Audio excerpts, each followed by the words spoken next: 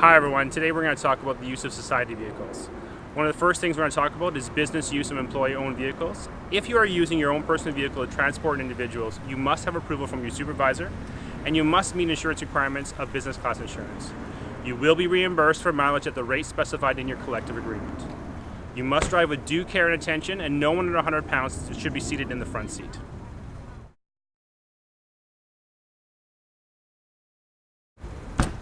Next, we'll talk about operating procedures for society vehicles. Remember that society vehicles are only for program use and never for personal use. Each vehicle must include an employee with a cell phone to be used during emergencies only. Your program manager or designated person is responsible for scheduling the use of the vehicle, and the driver is responsible for the vehicle. All vehicles modified with a lift, wheelchair area, or have 10 seats must be driven by an employee holding an unrestricted Class 4 license. All vehicles that have 10 seats or less can be driven by employees holding a Class 5 license. Drivers are required to complete a pre-trip inspection prior to driving the vehicle. Drivers must also conduct a weekly van maintenance on the vehicle as scheduled by the manager or senior counselor. Record mileage in the mileage logbook, record odometer readings at the start and end of the trip, and remember, no smoking, eating, or drinking is allowed in the vehicles.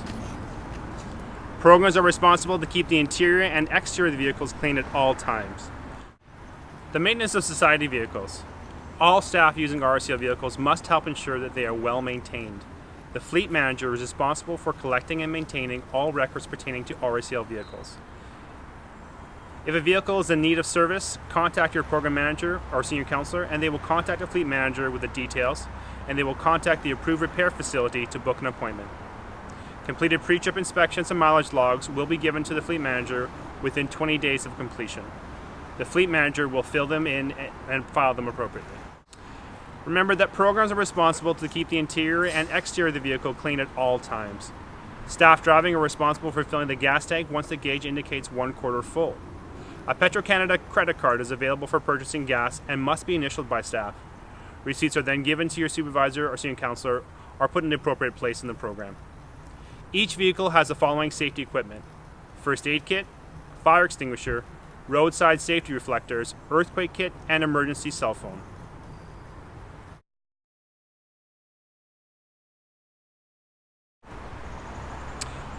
Accidents may happen. Vehicle accidents at fault. If you are in an accident while driving society vehicle or transporting individuals in your personal vehicle, you may be subject to disciplinary action if you are found to be at fault by ICBC or the police.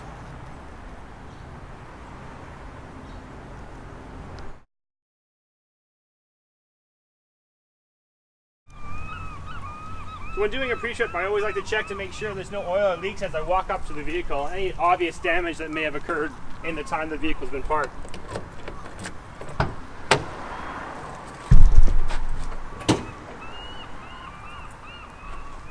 I'm going to open up the hood and check the engine bay. So you'll open up your engine bay. Find the latch on each vehicle is going to be a little bit different, but you can always check the operating manual of the vehicle to find out exactly where it is. So I'm going to check all my fluids from right to left. Starting on this side, I'm going to check the radiator fluid. Checking the color, checking the smell. Doesn't smell burnt. And check the brake fluid.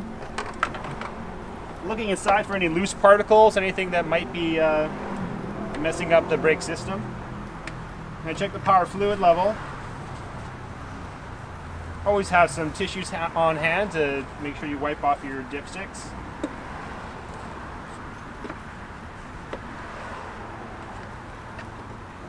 That's full. Then I like to check the oil next. Pull the dipstick, wipe it off, and reinsert. Make sure you put it all the way down to the bottom. Pull back up. And check your oil level. This one's good.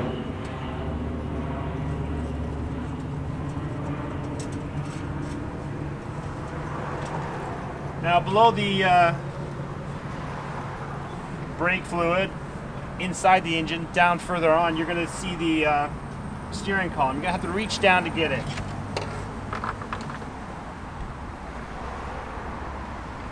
checking to make sure it's secure. I'm also going to look to see if there's any leaks. Engine looks good. Turn everything back and close it up. Now transmission fluid needs to be checked with the engine on. The reason being is that it helps move the oil around inside the lubricant inside the engine. So you're going to wipe it off, reinsert.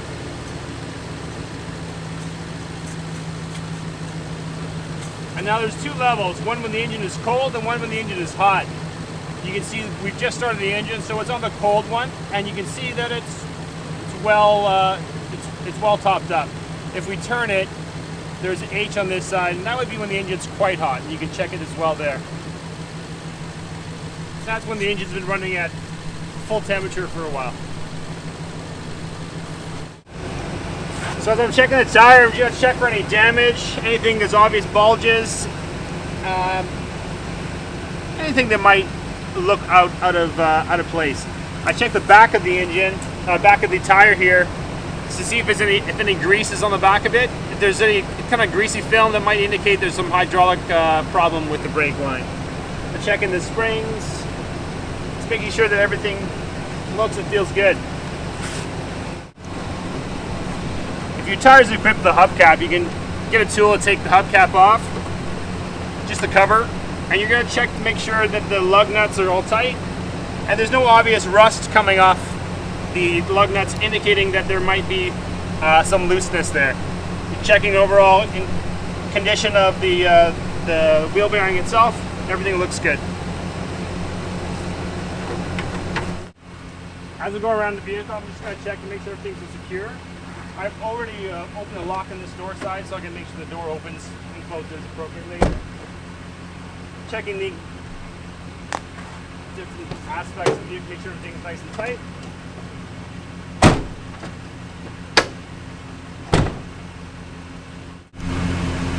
I'm going to do the same check for the back tire.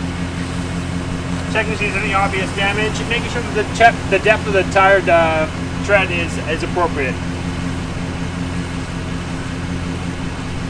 And I'll go down and take a look underneath the vehicle.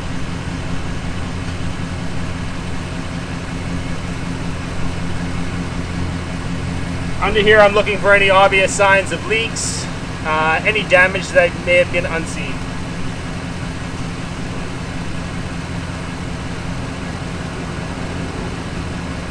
Everything looks good. So I want to check the looks to make sure that the windows, there's no damage. There's no damage to the side of the vehicle. I don't see any obvious dings or dents. I'm going to check the bumper and make sure the bumper's secure. Make sure the muffler is good. You can see the light is flashing, indicating that we have good indicators so people know we're returning.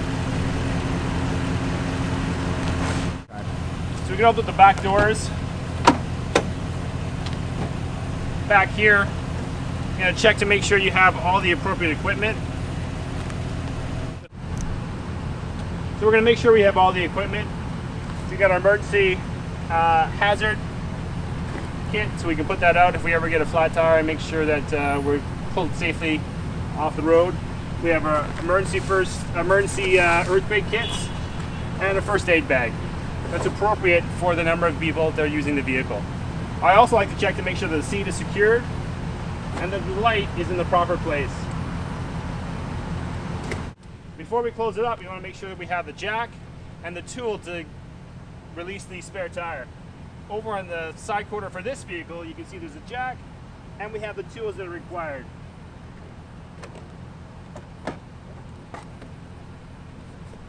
Here you can see the hole to release the tire. Close it up. We check underneath here, and we can feel the spare tires in place. Continue on the driver's side, you're checking, make sure the glass looks good, no obvious damage again. Checking the tire. Now we do during a full inspection, you would check the whole thing, take the cap off here, and check the lug nuts as well.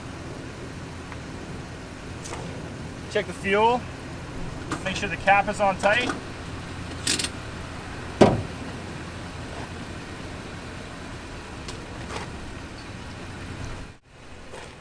Check to make the door opens and closes. Check to make sure the running board is secure. And again, the same thing for the front tire.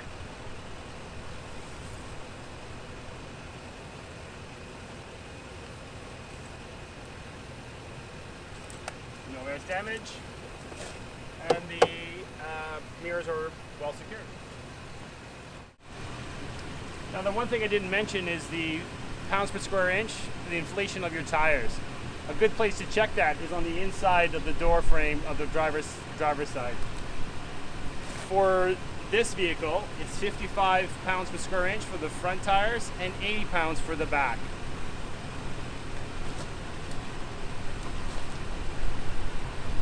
I change my signal and check the signal lights. Put my high beams on, make sure the high beams are working.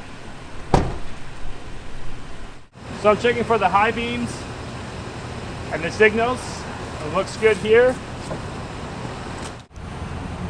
I'm moving to the back. I've got my left turn signal and it's working well.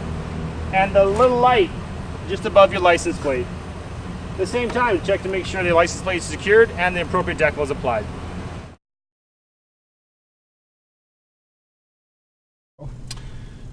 So getting inside the vehicle, checking the dash and making sure everything is good. Usually I go from left to right. I can see on the dash here that I got my oil pressure indicator, my fuel gauge, and the temperature of the engine itself. Everything looks appropriate. And we got our good charge rate on our battery. I'm going to do a couple of checks to make sure the lights are working. So we got our hazard lights that are working. Left turn signal, right turn signal, and high beams. So all those things are showing up appropriately. Another way to check, so starting the vehicle, you're going to check and see the lights and all the indicators are on and they appropriately turn off, indicating that your engine is running nominally. I'm going to check my windshield wipers. Those are working. Check the horn. That's working well. Then I'll go over and I'll check the ventilation system in the van to make sure everything's working appropriately.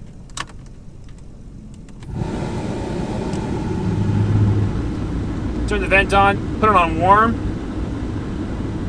That's working fine. Check the back. I can hear that. That's working fine.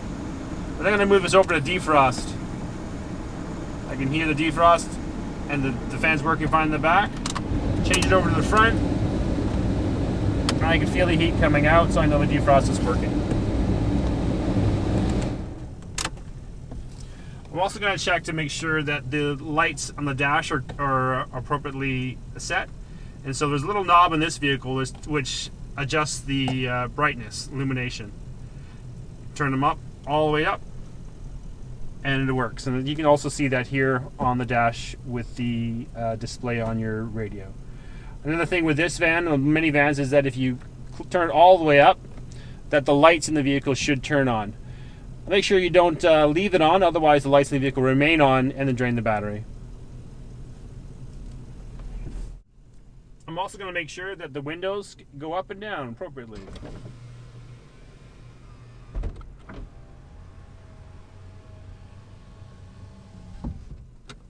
That the door opens from the inside, and then the passenger door opens from the inside.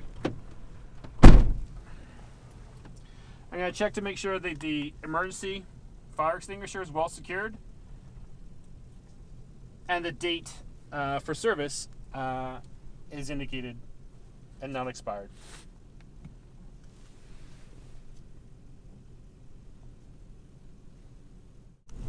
Alright, so I'm going to make sure I'm seated comfortably in the driver's seat. And I'm going to check my mirrors to make sure that I can see behind me very clearly.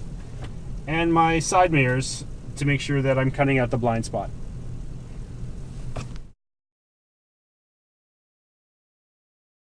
Okay.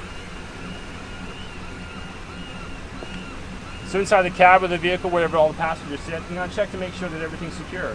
So I'm going to check to make sure the seats are well secured. And the seat belts buckle appropriately. Also check to make sure the windows open and lock well. I'm going to look for any obvious things that can be objects that might be able to be thrown. You're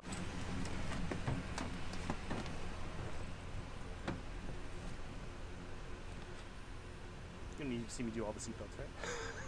You always see me do all the seatbelts? No. That's pretty much it.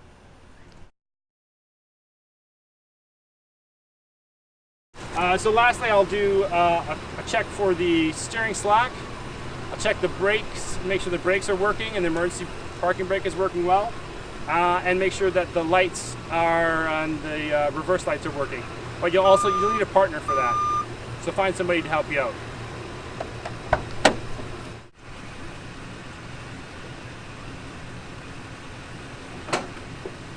You're going to release the parking brake. Checking the steering slack. You reverse a bit, make sure you're not too close to the curb. Always toot your horn a couple of times, make sure there's no one behind you. And you've done the appropriate circle check.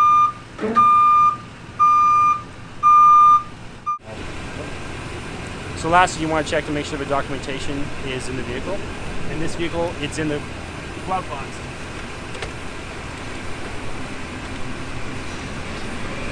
And we're good.